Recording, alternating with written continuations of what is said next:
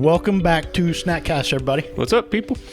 All right, so we are going to start digging into Lies My Doctor Told Me.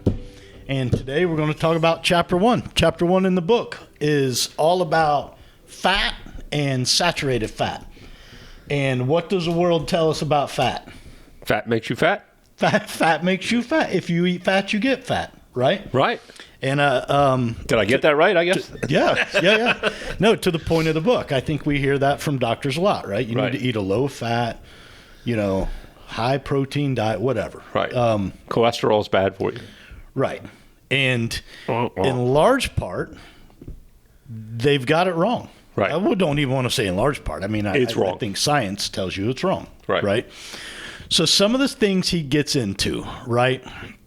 He's like, why would I care about this, right? Well, because we're told that a high-fat diet will give us high cholesterol, obesity, heart attacks, blah, blah, blah, right? Well, he gets into the fact that there's really no clinical research that demonstrates this. That can't be right. That can't be right. You mean I can eat all of the fat I want and it really doesn't translate into cholesterol? There's a couple presumptions, and these are my own, because I don't have, what do you call that, where you remember everything? I don't know if he gets into the complication of when you have high fats and high carbs. That's where I think the problems lie. Right. But high fats by themselves, yeah, absolutely, you're good to go. Right. So to the point we said, But what do the doctors say? When you go see a doctor and you have high cholesterol. Oh, eat less eggs. Right. Eat low-fat Lower foods. your fat intake. Lower your fat intake. Right. And get on the statin. Here you go. Right. Yeah. I got something wrong with my diet. Should I change my diet? No. Here's a pill. So in the chapter, he talks about the 7-country study. This is really interesting. Who was it by Dr. Ancel Keys. And I believe it was back in 1950-ish. I want to say 54.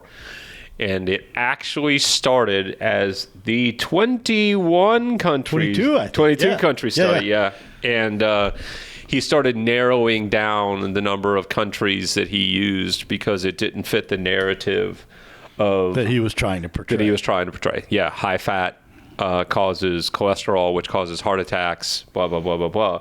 Right. So he eliminated countries that had particular diets. Right? Yeah, like low sugar. Right. And very non-modern, if you will, not a lot of packaged food and processed food. Yeah, and that's what seems to be the case, is that when you get into quote-unquote wealthy countries, they typically have poorer health, right? The person out in the bush of Australia is hunting and... Yeah, they die from lions. Right. Well, maybe not Australia. But there was a movie about that. What was it? You forget the movie where they talked about Magic Pill. The Magic Pill. That's a good one also.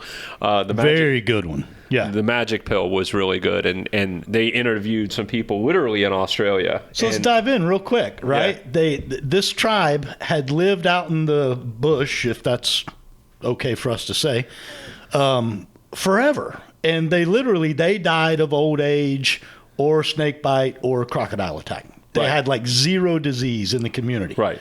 And what did the Australian government do? They came in and offered them food stamps because they were poor. Because those poor people shouldn't be living like this. Right.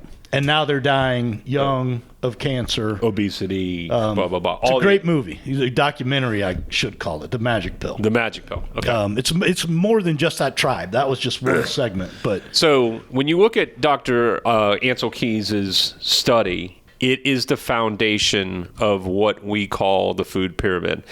And even though it's been debunked probably 500 times over, it is still the basis, and nobody has gone out because it serves, quite frankly, it serves a narrative. Right. It serves big food. It serves big pharma. It serves big retail, right? So when you look at that, you just shake your head and you go, I can't believe that we still believe this nonsense that we're told regarding the food pyramid. Now it's myplate.org. It's right? the same thing, though. It's the same thing. So he gets into how the study was basically done wrong. Well, it was fraudulent. It literally, the study involved 22 countries, and when he published the results, he carved out the results of 15 countries to paint the right narrative. Right. And it literally was the basis for a lot of things. Of our modern of dietary our advice. modern dietary. Yeah. And he was a guy prior to that, and he talked about it. This guy had, Dr. Keyes had very strong ethics. He was a no-nonsense scientist when it came down to it. So, what went wrong, I have no idea. We can all speculate. Yep. Right. So, fast forwarding a little bit through the chapter, right? What do we know about the human body, right?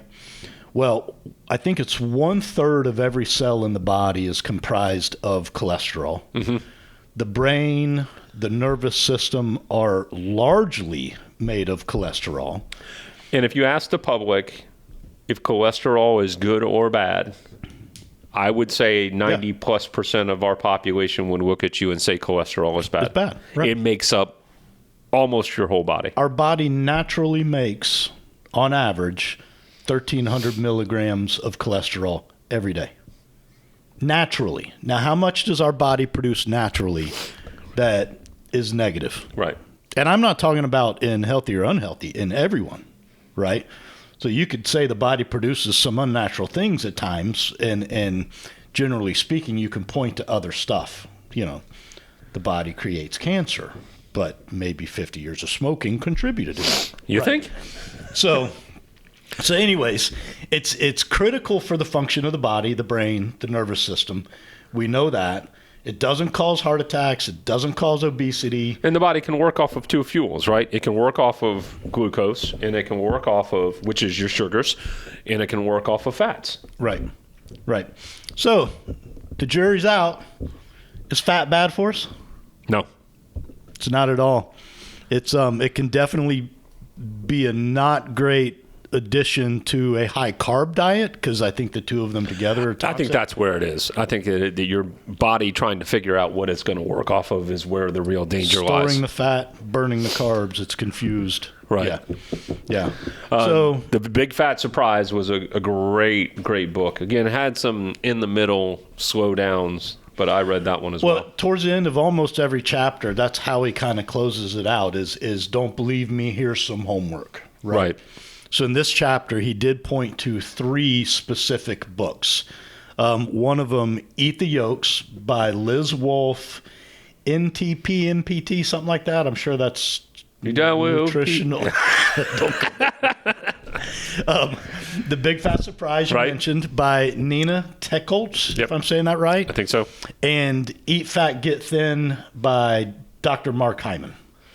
Mark Hyman, MD. Wasn't Dr. Atkins very big on this as well? Wasn't he as part of this? I know he references them later on, but Dr. Atkins was huge. He was a pioneer. I think it was 71 or something he published his first book. Yep. And you talk about how medical establishment can shame someone who doesn't go with the narrative. Oh, they kicked him right out. Oh, they must have laughed him out of buildings. They're doing that right now with Dr. Peter McCullough. Have you been paying attention? Right. Yeah. So that's it. That's chapter 1. I don't know if it's literally chapter 1. I'm sure there's like a preface and an intro and all that, but it's the first meat and potatoes chapter. Mm-hmm. We'll deliver chapter 2 on the next episode, and we appreciate y'all tuning in. Questions, comments, concerns, a smack to the head. Email us at snackcast@yes.fit. Stay moving. See ya.